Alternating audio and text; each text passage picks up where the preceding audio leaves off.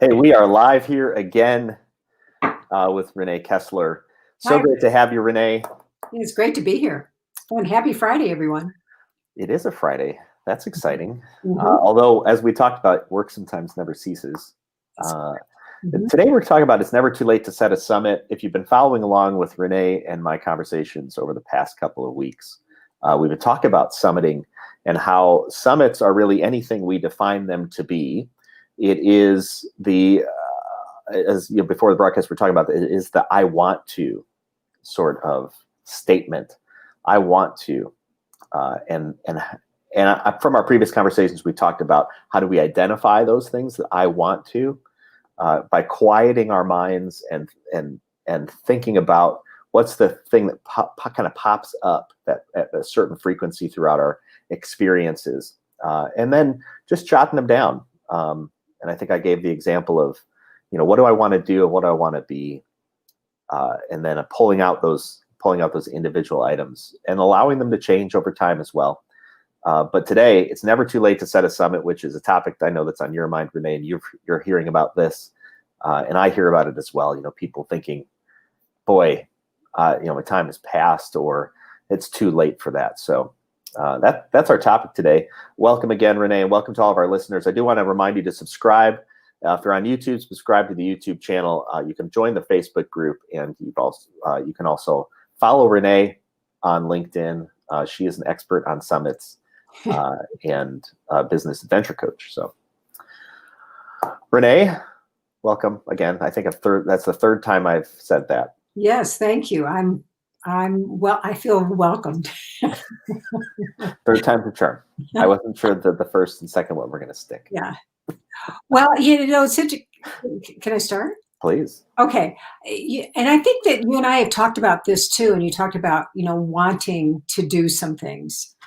And I think we did clarify, at least that I distinguished the difference between a want and a desire.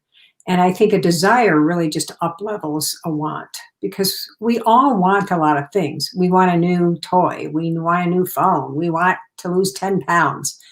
And oftentimes those are things we get caught up in the kind of the superficial pieces of the want. And I see desire so much deeper than that, so much more soulful, and something that you don't let yourself down in. Once you define something as a desire, you're not going to let up, because you're the person you don't want to disappoint more than anybody else.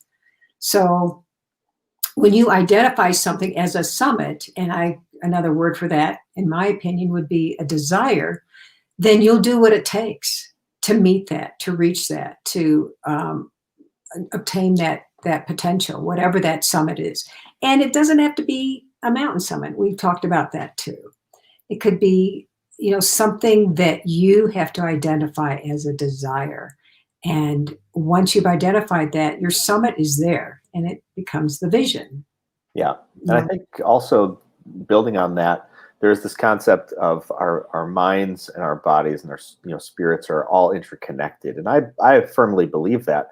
One of the things that comes to my mind is that just as sometimes your body craves something, right? Like a lot of times with pregnant women, right? They're like, I have this craving.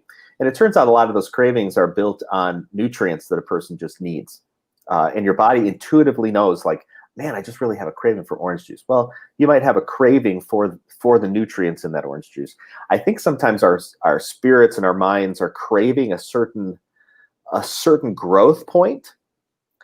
And so when you say physically, I want to go climb a mountain, and not only is that great for your body, but actually what you're thinking about is the underlying characteristic of what that physical manifestation allows you to be. Mm-hmm. Right. So you talked about fear and rock climbing just briefly, and I've given the example of, I was afraid of heights, and I didn't want to be afraid of heights anymore. I didn't want that fear to be my controlling narrative, and so I learned to rock climb, and in that process, I reasoned that if two people standing on the edge of a cliff, one person's afraid, one person isn't. What's the difference? If they're in the same circumstance, how come it's working out in separate, mental manifestations? And and I thought there must be something I, as a person who's afraid of, must not know, and that the person who's not afraid must know, since we're in the same circumstance. And so I set out to learn the thing that I didn't know. And sure enough, as I had suspected, that was going to lead to kind of my liberation moment, right? Mhm. And now I know how to keep myself safe. So, yeah, that's good topic. Yeah. I do love this. We do have one person who chiming in here, just saying hi. So hey, hi, right back at you. Hi, everyone. And if anybody else has comments or questions, drop them in the chat. We'll be happy. Yes, please do. Mm-hmm. This does bring up the thing I want to throw on the screen here. This was something that, you and I have not had the opportunity to delve into this, but you mentioned it just moments ago in our pre-call. I want to. Is it a vision of success or a fear? Mm-hmm. It's intriguing to me. What do you mean by that? Well, and I think I mentioned to you earlier too, is just this morning, I was on a call and someone in that chat group had said, I really want to climb Mount Kilimanjaro. And her vision of that was the reason why she's not doing. Her vision was a fear. Her vision was, I have a fear of heights. I don't think I can do it.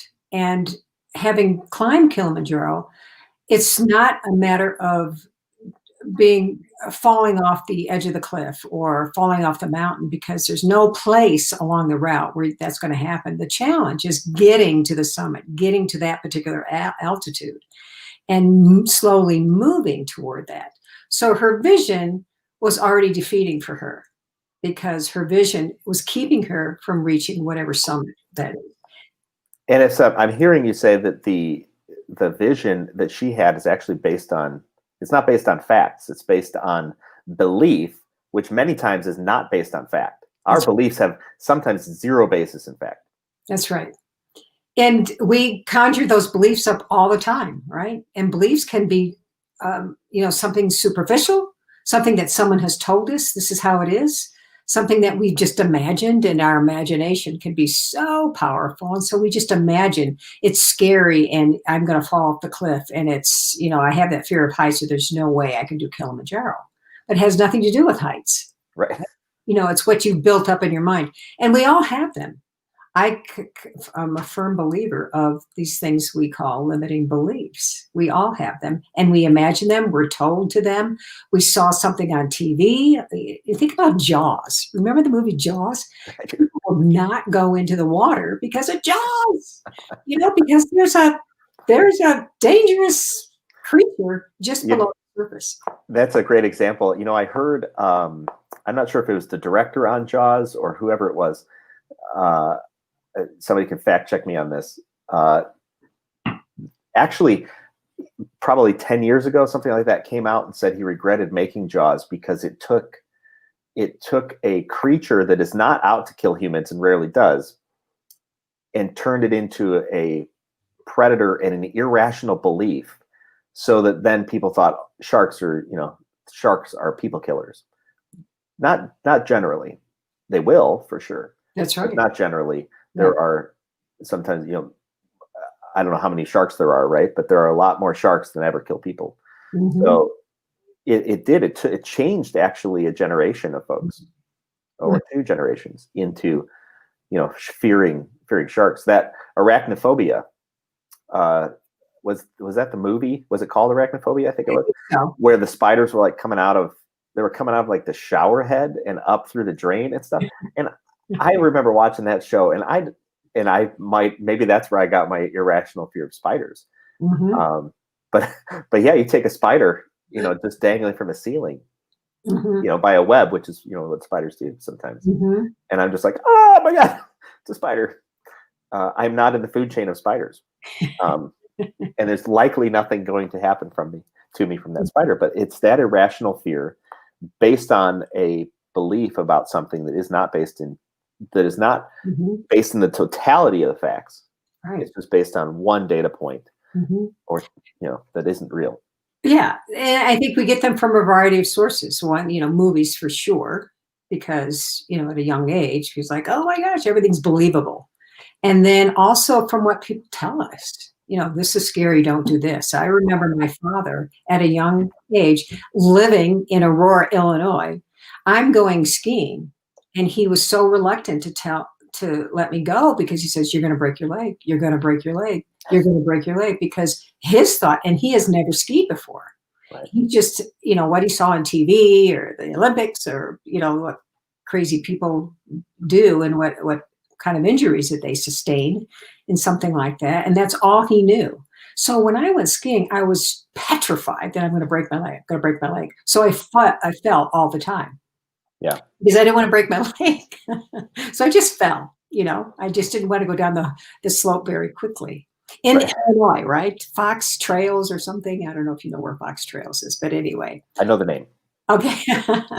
So, it's what other people tell us too. And then we begin to create our own beliefs about something, as you said, not based on fact, but based on what either we've imagined or someone has told us or what we have seen. And it's expands into something that sometimes you can't even return to a stable place. Right. And it's sometimes, Chad, he writes in sort of in a funny way, but he says they have 8 legs and lots of eyes, and they're out to get us, in terms of the discussion about spiders.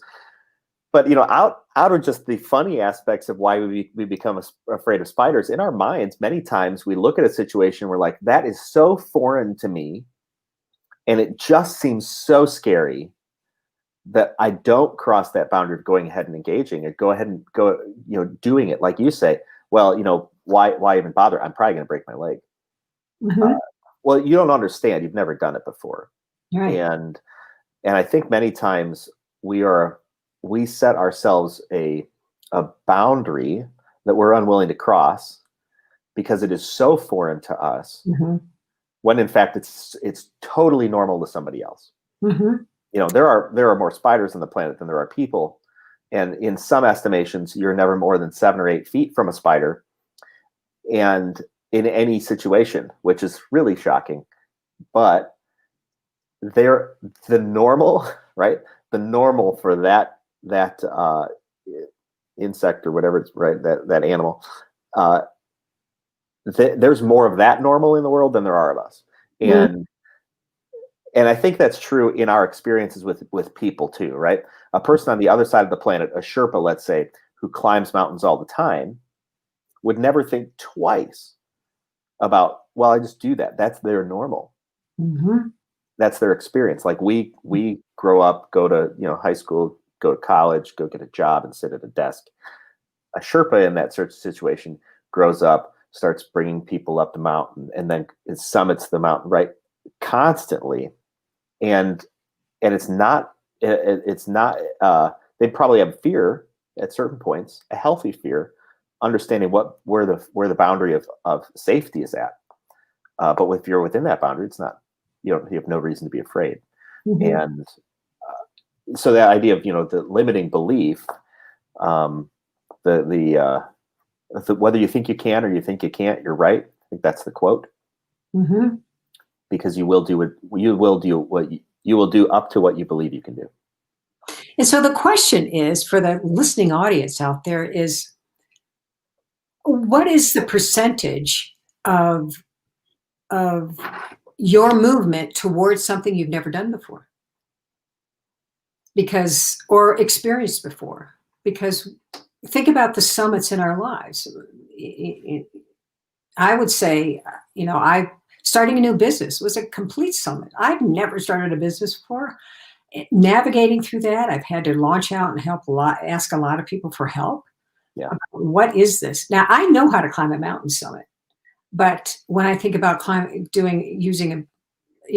a business, I utilize that as a metaphor to starting it. I've never done it before. So the listening audience out there, the summits that you climb in your life and that you pursue, are they in a comfort area of something you already know? Yeah. Or is it something that you wish to launch into something brand new? You want it to be challenging. Otherwise, it wouldn't really be a summit worth pursuing, right? You want the challenge and the stepping out of the comfort zone. Yeah. And I think, going along with what you're saying, one of the keys I heard in that was that if you're going to set a summit, one of my takeaways is go talk to other people, go find other people who are comfortable in that situation. Yep. And learn, why are you so comfortable in this situation? Because that will inform, the answer to that will inform us of what I need to learn, what I need to grow through. And I think, Chad does bring up this point here. The exciting thing about fear is that if we did not have some sort of level of fear, we do not push ourselves to get better at the things we'd like to do in life. So fear is an energy. Just like anxiety, right? Anxiety is an energy, and it can be directed. So we use that fear to direct ourselves to the summit that we want, and then we move into that by first, I think, learning from other people, seeking out those other people who are comfortable in those situations, which can inform us whether that's a summit that we want to take on or not. And I agree with Chad about the whole sort of fear challenge, stepping out of your comfort zone. If we didn't do that, it's not worth pursuing, right? Because it's all boils down to growing. And if you're in the summit search for growth, then by all means, keep having the fear component. And fear is a choice, right? Faith is a choice. So your choice in fear is, you either accept the fear that you have and try to overcome it so that you don't have that discomfort of fear, because no one really likes the feeling of fear and anxiety, right? But they try to move forward to try to overcome it so they don't feel that. And they try to have that experience so that they look back and say, oh, it wasn't as bad as I thought. It was all in my head. Right. All that limiting belief component. I completely hear that. The point you just made about anxiety, many people move away from anxiety. I think because it is uncomfortable, but we've been programmed to believe that anxiety is a warning, right? Anxiety is a warning. I need to back away from it. And I think many times anxiety is not. What am I thinking? I'm struggling with the word here of what I'm hoping for to say is anxiety is a beacon. Beacon. I think it's a beacon. So a beacon can be a warning, or it can be information, right? So like a lighthouse. Traveling, a lighthouse can be a warning when you can't see. It's also a beacon of where to go. Exactly. And I really think that anxiety and fear operate the same way. That fear is a gateway. Anxiety is a gateway into discovery, self-discovery, discovery about the world. And there are endless things to discover, but if we shut down this concept that discovery is if we back away from the idea that discovery is my choice, then I think we become stagnant. Yes, exactly. And I do believe discovery is a choice. Go ahead. And it's the freedom, right? It's back to freedom, because we are free to either retreat from that anxiety and that feeling because it's uncomfortable and we don't want to feel those feelings, or we pursue it and overcome it. So that's a choice. We can either move forward or retreat, right? And everything. I mean, decisions that we make too, right? Many of the decisions that we make to move forward, we've not been navigated this trail before. So it's, anxiety can erupt naturally, but then that's the choice point. Yeah. And that's the energy. Anxiety is an energy that we can harness. We can use that. It's a strength in that moment if we choose to use it as a strength. Or we can back away from it. Yeah. And it's like the heat of a fire. You can get too close to the fire and burn yourself, and you can get too far away from yours and be cold, or you can figure out what distance I need to be from that so that I can optimally use that energy that could destroy me, or the lack of energy which could kill me. I move in those situations and I learn to use it appropriately. And isn't that the gift that we have as gift. people? Yeah, absolutely. I think about the years I taught rock climbing, we'll go back to rock climbing, and Yeah. students would be at the bottom of the cliff and they're looking up and they're scared to death. I mean, Yeah. their heart's racing and they have the sewing machine leg, the whole 9 yards. And I'm saying, I'm really glad that you're scared. That's a healthy sign. I Yeah. worry about those who are not scared, like, oh, this is a piece of cake. I can Yep. do this. And that's when accidents occur. You're going to hurt yourself if you get yourself in that situation. That's right, because your ego is trumping what it is that's natural in your own self, and that is fear, right? You have to honor the fear because it's, as you said, a warning sign. Could it be a warning sign, or it's just part of the natural occurrences of things that are challenging and out of your comfort zone? But knowing that they get to the top, oh my gosh, what they just experienced. And now it's just a whole new world and the way people think and how they're going to navigate now the rest of their life, because Yeah. they've just moved above this fear zone. Yeah, absolutely. I think that concept of fear is a beacon. It's information. It is both a warning and whatever the words I'm thinking of, right? Yeah. And you just have to figure out what do I need in this moment, and it's completely your choice. The choice is up to us. So, one of the questions we asked is this idea of do limiting beliefs exist? Because I've talked to people, and the reason I posed this question to you earlier, I listen to some folks, and I hear, well, yes, but if it happens, well, yeah, but it's not meant to, it's not supposed to. Okay, I get that maybe in a grander scheme of things, but I believe that sometimes people look at limiting beliefs and say, well, yeah, but that isn't in my purview. That's not in my decision-making capacity. And they back away from this idea that I can create things and I can also I can prevent myself from doing things through my beliefs, my limiting beliefs. What do you see around that? Well, first of all, those people who question limiting beliefs, they must be a monk, because that's what they're trained to do, and they sit in solitude, and not always solitude, but in quiet and peace and harmony, and they invite that. So maybe they don't really experience those limiting beliefs, but the average human being does. And we all have to be vulnerable to say to ourselves and others, yes, I have self-doubts. Yes, I question my abilities and my capabilities. I question my brightness. I question whether my age is going to have an impact on what I'm doing in the future. I question all these things. It's okay to question, and how far do those limiting beliefs go? So who's in control? Are they the limiting beliefs, or are you? And we're back to choice again, right? Do they exist? Yes, they do exist. What we do with them is just another level with those beliefs. If we allow them to have control over our behaviors and our future and our summits that we wish to pursue, then that. I go back to the woman who wanted to climb Kilimanjaro. Her vision, her imagination of climbing Kilimanjaro was like so limiting that she got it from somebody else, or she saw something, or I don't know. Until I said to her, from a factual standpoint, no, there's nothing. You're not going to fall off the mountain. Anyway, yeah. Yeah. And this comes up in dinner conversations, right? We hear these things all the time, exiting our own mouths as well, where you're at a birthday party or at a dinner party, you're around family or friends, and somebody factually just lays down the law and says, well, I can't do that, or this is how that works. And it's like, yeah, but do you know? Have you ever talked to so-and-so, right? But have you ever been with them?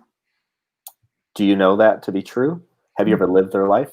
And we take these data points and necessarily build a story around it, because a story is how we make sense of our world. It's how we make sense of our past. It's how we define our future. It's all big stories. And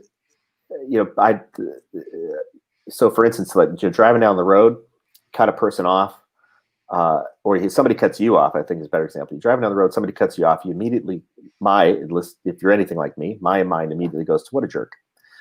Can't believe they have no respect for anybody else on the road.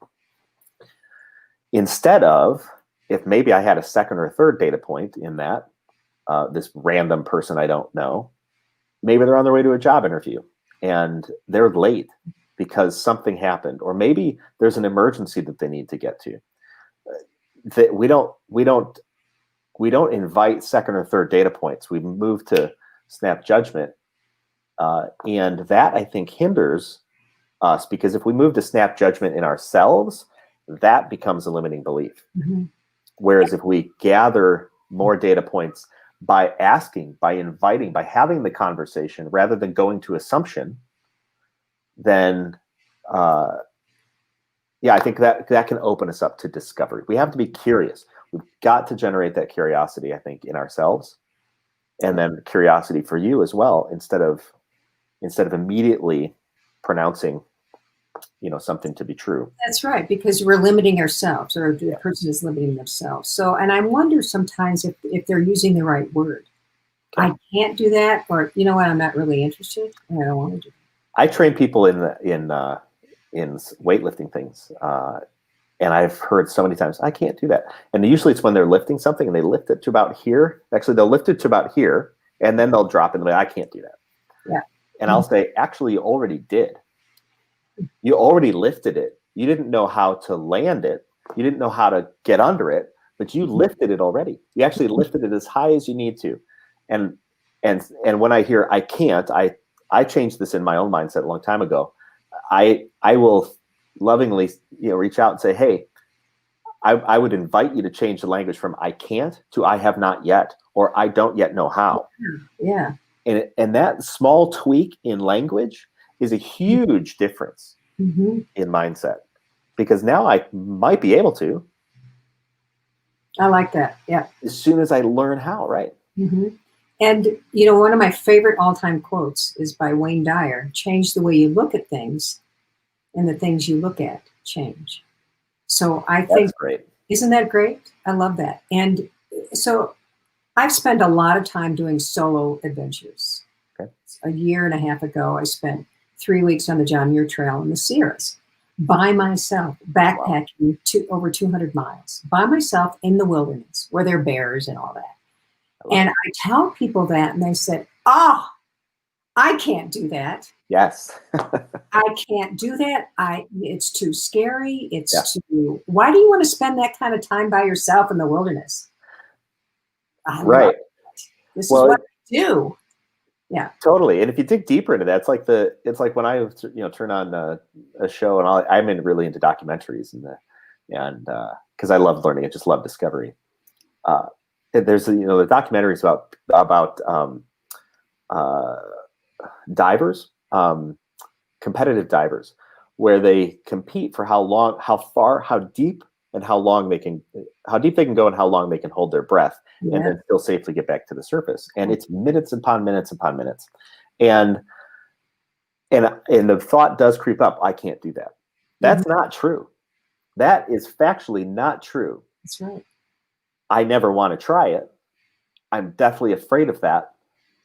I won't do that. That is actually the storyline. I will not do that. I might be able to. So saying I can't is not true. Do you want to? I mean, is that interesting you enough to? Yeah. Not at all. The desire isn't there for you to even pursue that. So why even go there? There's no desire. The desire would be, well, I want to experience that. Well, not enough. Not enough to take on the risk. That's right. So there's the difference between a want and a desire, right? Yeah. So it up levels a want. But if it's a desire, then for a person to say, I can't, that's really limiting. Yeah. Because if they really want to do it, they really have the deep desire to do it, they'll find a way. Yeah. Get the training, get the exercise, get the skills, talk to somebody who's got the experience. And that gets us exactly to our point of what summit is what you create. So I have the desire to do something. I don't yet have the skills, so I need to go find people who do understand that and have the skills and learn from them to evaluate whether I'm willing to take the risk. What else do I need to give up, or what potentially am I sacrificing, right, to be able to reach forward and get that desire? That's the process, I believe, in creating a summit, which then, to the topic of this whole thing is, it's never too late to set a summit. we can reset, we can recreate. And in that Coffee with Humans intro, we can create and we can recreate. It's up to us. What do you want to do? How can you figure out whether that's something that's within your purview or not, something you really want to do to offset whatever it's going to cost you, and then make the decision. Because so many of these things that we want to do in our lives are well within our grasp, but we're sitting in isolation without enough facts and not surrounded by people who know any better than us what we're talking about. And then we make a determination. Yeah. And we sacrifice our futures for it. There's a whole nother show we could talk about. Who we surround ourselves with. Yeah. Yep. Because that in itself can be limiting. If Totally. there are people there to help you, support you, take you to the next level, then it keeps us stagnant, right? There's a great book called The Power of the Other. I don't know offhand who wrote it. Fantastic book. I read it some time ago. Really talks about how the people that we surround ourselves with help determine, to a great degree, what we do, how far we go. Mm-hmm. And it's like, and you know these people, it's like when you step into a room, you can feel that energy of whether the mood is low or the mood is high. Mm-hmm. And oftentimes we step into a room and the mood is low, and we keep stepping into that room. The mood is low, the mood is low, the mood is low. It's that friend who you throw a dream at, and they're like, well, but here's all the ways it could go wrong. Like, thank you for that. Not what I needed. Right. And all of a sudden you're like, well, if I'm surrounded by Debbie Downers, then I become a Debbie Downer. Mm-hmm. But if I'm surrounded by people who have been there, done that, know how to do that, I can become that. It's like, hey, if you want to go climb Kilimanjaro, go find people who have climbed Kilimanjaro. Mm-hmm. And who want to, because mm-hmm. You haven't done it yet, and you can learn how in a lot of cases. Mm-hmm. Yeah, I love that. And, you know, I have to think about those people in my life too, as time goes on, as I grow. Not that I'm leaving everybody behind. No. Because I've got a different direction. I have places that I want to go and things that I want to pursue. And I've got summits, you know. So I want to be around other people who want to go for some summits too, because that energizes each other, energizes me. And that's the power of being around people who want to grow and make changes and really help support each other in dampening those limiting beliefs. When you're around people who want to grow and they've got the positive attitude and motivation to move forward, then those limiting beliefs become smaller and smaller and smaller. Absolutely. Absolutely. Mm-hmm. And that's the path that we're creating here is I can set my summit. I can identify my summit, for one, by the thing that keeps coming up. It's that consistent thread in throughout many of my experiences or throughout, you know, my recent past, let's say. When I just sit in the silence, what's the thing I really want to do? What's the thing I really want to be? Then I have to go seek out information from other people who do that, have done that, have been experienced with that, because I need to gather information so that I can evaluate whether that's something I want to achieve or not. What's it going to cost me? And I can do that cost benefits analysis. And then I can go do that. Perry Coleman here. Thanks for listening. The law of the environment. Absolutely. Our environment, our circumstances are set up to keep ourselves exactly where we're at. We created them, and now we're just stuck in it. It's like creating a mold for us. And we think we're going to be different people. We're going to change in our mold. That is not true. You've got to get out of that. And that will open up into a whole new future and a whole new mold, which, you know, to Chad's point earlier, it's a constant movement. It's constant. And setting new summits, this idea of moving forward, is constant within us. In my book, it outlines please. The whole process, because it's all about I shouldn't say all, but it's the process that we do, that we follow to get to whatever your summit is. And that's what I do in coaching, right? Because so many of the clients that I have limiting the beliefs. That's why they have coaching, right? Because we want to get people out of those limiting beliefs. We want to get people out of those stagnant stages and move them to the next level. And I'm all about, and I get really thrilled and impassioned by moving people to the next level. Because I don't want people to get to the end of their life and say, I shoulda, coulda, woulda. It's just not a fun place to be. And I want people to have cool things on their epitaph. Yeah. So that they can say, I climbed that mountain, and I climbed a lot of mountains, and I'm happier for it. And I have such, a greater fulfilling life than I did before I didn't climb anything or move to any summit. Right. Yeah. Well, and people in career changes too. It brings up the idea of career changes and summits. And many times people get stuck. Well, I'm not. Those limiting beliefs, and the storyline they write is, well, I don't like that. I'm not going to like that. Well, by definition, you won't know if you like it or not until you've done it. Mm-hmm. And while we can in many things, I think we can take our history, our experience, our character, and say, I'm not going to like that, right? So like, I'm not going to go do coke because that leads to bad things.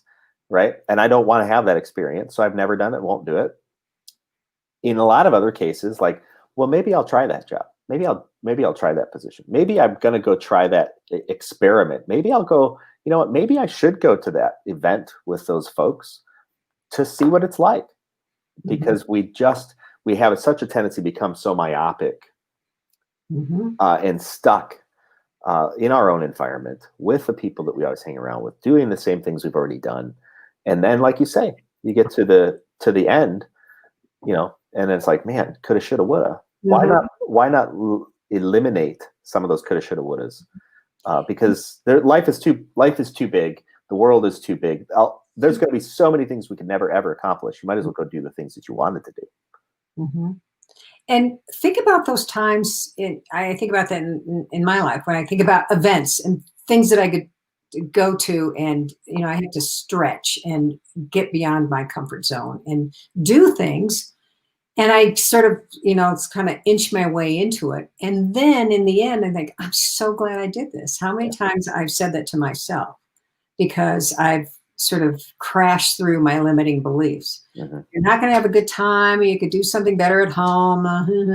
Those kinds of things. And that's when I try to fight through it, because I know by and large that if I can fight through those limiting beliefs, it's going to be a positive experience. Yeah, absolutely. Mm-hmm. So it's never too late to set a summit. Yes. Never too late. Never too late, people. Do it. Don't stop here. And it doesn't mean, as we close this thing down, it doesn't mean that some summits are no longer attainable, which I think does become true through time. There are certain things you cannot do now because the time has passed. Mm-hmm. So, because the risk, right? What it's going to take from you is more than you can give now. Your body's giving out, your mind is giving out. There's something that has changed. However, that doesn't mean summits are lost. It doesn't mean you can't try. It doesn't mean you can't try it. That's for sure. But it also doesn't mean that there's not something you can achieve. Something that if you wanted to do it, that you, like you say, doesn't mean you can't go off and pursue that. Mm-hmm. That's, I think, the important part to take out of this whole idea of it's never too late to set a summit. Mm-hmm. Yeah, I agree. I value people who just, once you get to one summit, you're back down that mountain and you're reflecting on what went well in that one or what you would do differently in the next summit. Yeah. And you're off to the next one. You've already identified where you want to go now.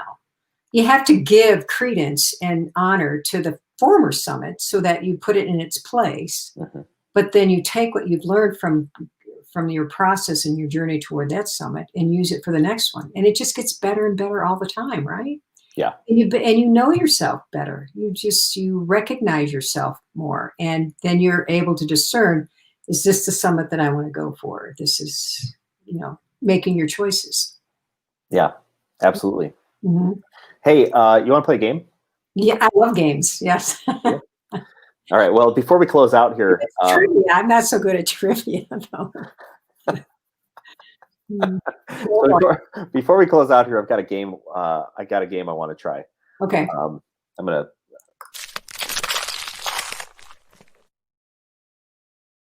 So that's our game. The game is you say, I say. Okay. we're going to write a story. Oh, I love that. Yeah. We're going to write a story by you say a word, I'll say a word, you say a word, I'll say a word, you say a word, I'll say a word. We'll figure out what story we'll just continue until we feel like we've completed the story. Is there a topic or just a random story? That's the fun part. Okay. So go ahead. You go first. You Okay. give me one word, and then I'll say a word. Then you say a word. I'll say a word, and then I'm going to try and write these things down so that we know what story we wrote. Okay.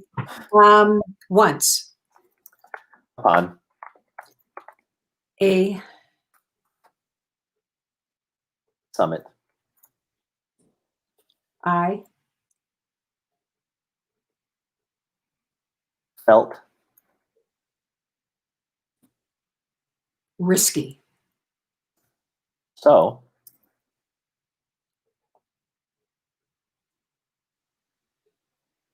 Wind. you said wind. So wind. What story are you writing? Came Upon. me.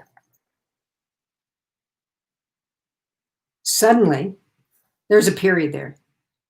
Suddenly. Suddenly. Oh, I said.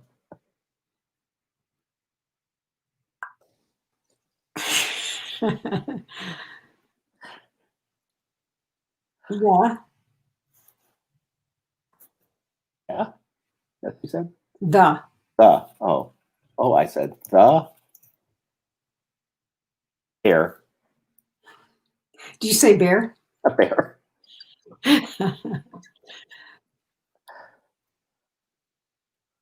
Suddenly the bear scared Scared. Oh, so you said scared. Let's see. The bear scared my mind.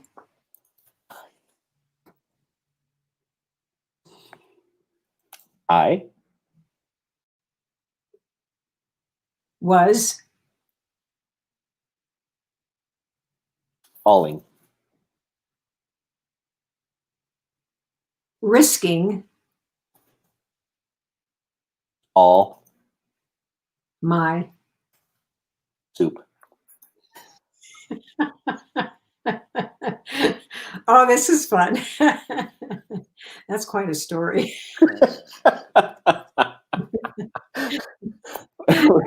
Wait to read the whole We thing. should. Do you think we've reached the end of this story yet? Okay, so here's our story. Okay. Once upon a time, I felt risky. So wind came upon me suddenly. Oh, I said. The bear scared my mind. I was falling, risking all my soup. Well, that's a good close, isn't it? I love it. I'm going to post it somewhere. All right, I'll drop it in the comments here, and then we'll put it on the LinkedIn out there for the LinkedIn folks as well. These comments will get to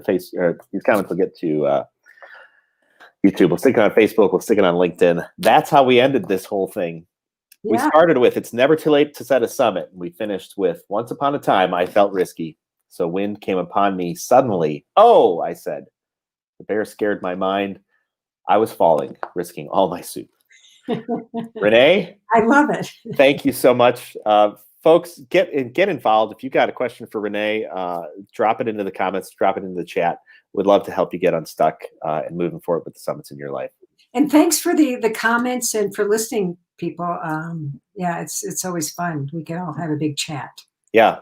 In closing here, we've got our friend from India also Awesome. joining us. Thanks, everybody. Yeah. We'll chat with you soon. Okay. Thanks, everybody. Thanks. All right.